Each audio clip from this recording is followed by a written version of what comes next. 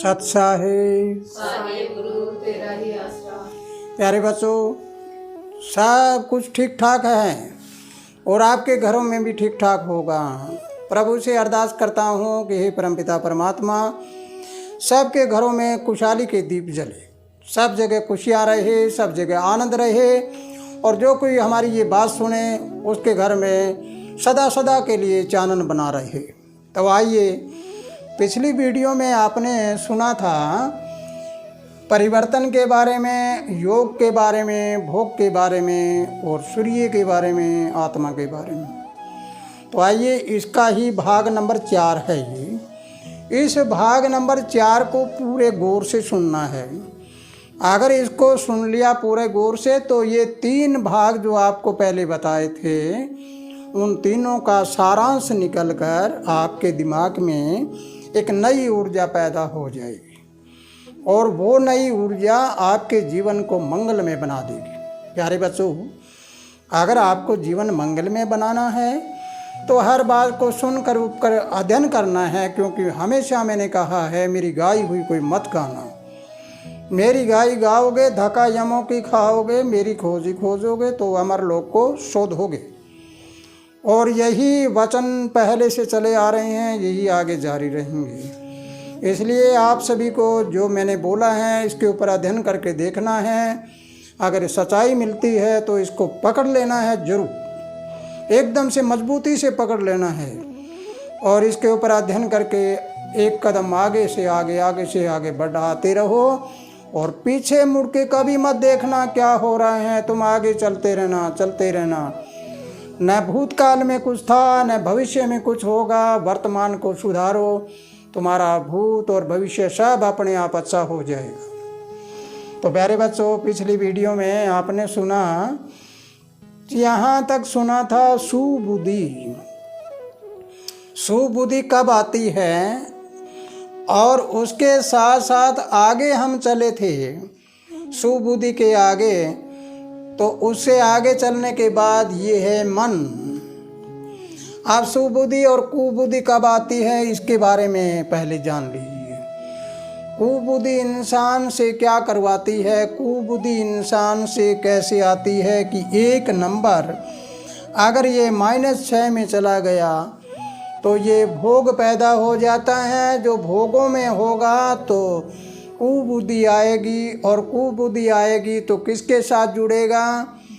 वो जुड़ेगा कोई परिवर्तन वाले में नहीं, बल्कि इन गुरुओं के साथ। गुरु कैसा गुरु?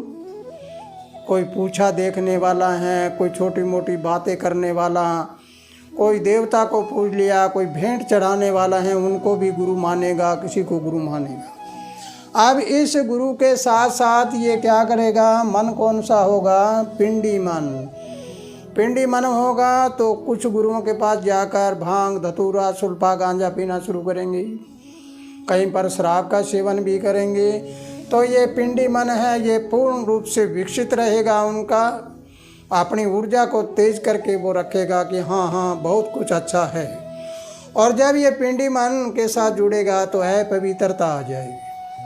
आप सोचिए, जब नशा विषय करेंगे तो पवित्र रहेंगे कि अपवित्र?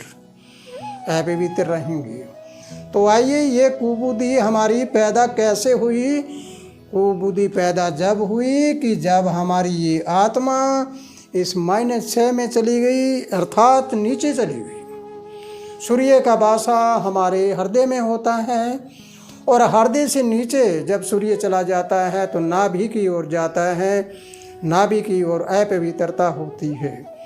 तो आइए आगे चलें हम। 2 नंबर 2 में मन है, मन के साथ 6 नंबर जुड़ गए तो क्या होगा? 6 जोड़ने के बाद 8 नंबर हो गए। 8 नंबर होते हैं शनि के। शनि हमारे अंदर होती है तीक्ष्णता, तेजी, और आलस्य भी होता है और चुस्ती भी होती है।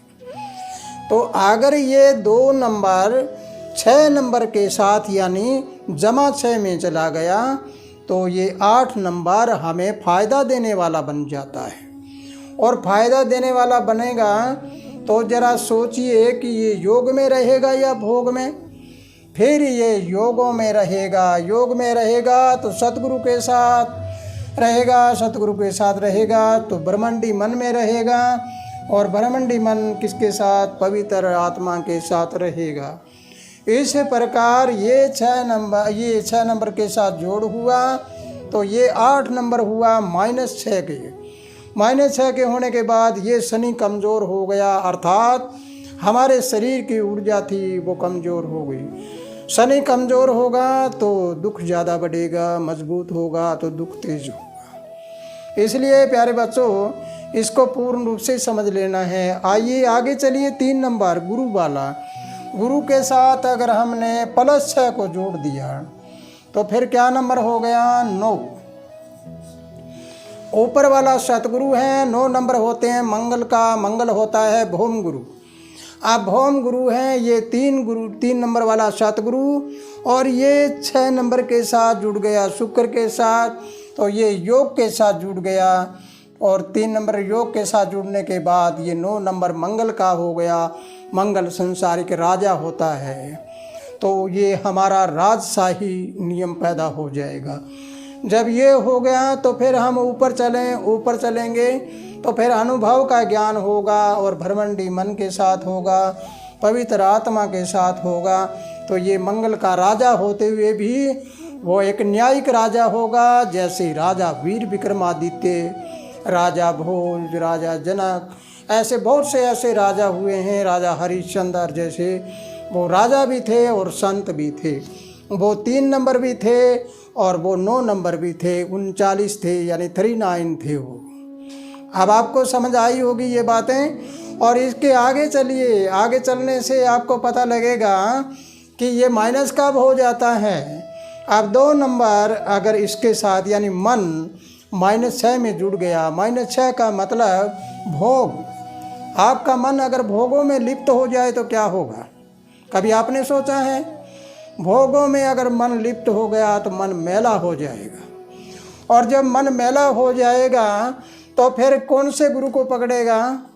और उन गुरुओं को पकड़ेगा जो छोटे छोटे गुरु होते हैं, छोटी छोटी जगह पे होते हैं, गुरु का रूप होता है। और वो करेगा तो मन कौन सा होगा? ये पिंडी होगा, और इसमें अपवित्रता होगी, और ये भोगों में रहेगा और कुबुद्धि में रहेगा। इस प्रकार यहाँ आकर ये नंबर 9 नंबर यहाँ पर होता है पहली राशि में, और दूसरा होता है गुप्तांग में, इंद्री में। तो फिर ये नीचे वाला अगर माइनस वाला हो गया तो किस में रहेगा? ये इंद्रियों वाले में रहेगा। तो फिर क्या होगा? राजा होकर भी अपवित्र हो जाएगा। राजा होकर भी सब उल्टे कर्म होंगे, उसके कुबुद्धि रहेगी, भोगों में रहेगा, और कोई किसी तरह की बात को मानने वाला नहीं होगा।